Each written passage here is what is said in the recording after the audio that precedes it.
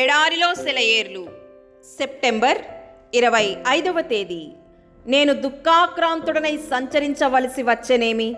42వ కీర్తన 9వ చరణం. విశ్వాసి, ఈ ప్రశ్నకు జవాబు నీ దగ్గర లేదా? ఎక్కువ సమయం నువ్వు చింతాక్రాంతుడవై తిరుగుతూ ఉంటావేమిటి?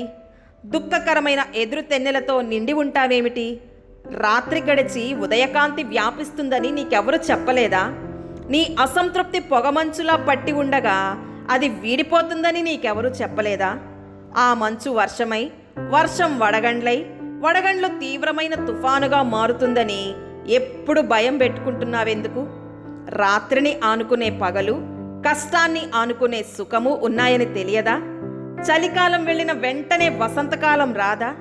నిరీక్షణ కలిగి ఉండు. దేవుడు నిన్ను నిరాశపరచడు. నా ఆశలన్నిటికంటే మించిన ఫలితాన్ని ప్రభు ఇస్తాడు. నా భయాలన్నిటినీ పోగొడతాడు.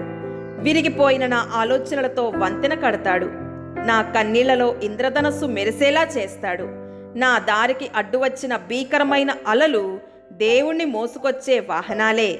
అరణ్య మార్గాల్లో తిరుగులాడే వేళ ఆయన ప్రేమలో నేను విశ్రాంతి పొందుతాను.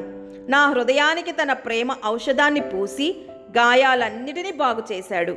ఆయన నేర్పిన పాఠం కఠినమైనదైనా అది నాకు జ్ఞానాన్ని నేర్పింది. ఆయనలో తప్ప భూమిపై దేనిలోని నమ్మకం ఉంచకూడదని బోధించింది. నాకు అగోచరమైన దారుల గుండా నన్ను నడిపించాడు. ఆయన్ను అనుసరిస్తుంటే వంకర దారులు తిన్ననివైనాయి, మెట్ట పల్లాలు చదునైనాయి. దారి ప్రక్కన నాకు ఖర్జూరపు చెట్లు, చల్లని నీటి ఊటలు సేదదీర్చాయి. రాత్రివేళ మండే అగ్నిమేఘం నాకు దారి చూపింది. పగటివేళ మేఘస్తంభం నీడనిచ్చింది.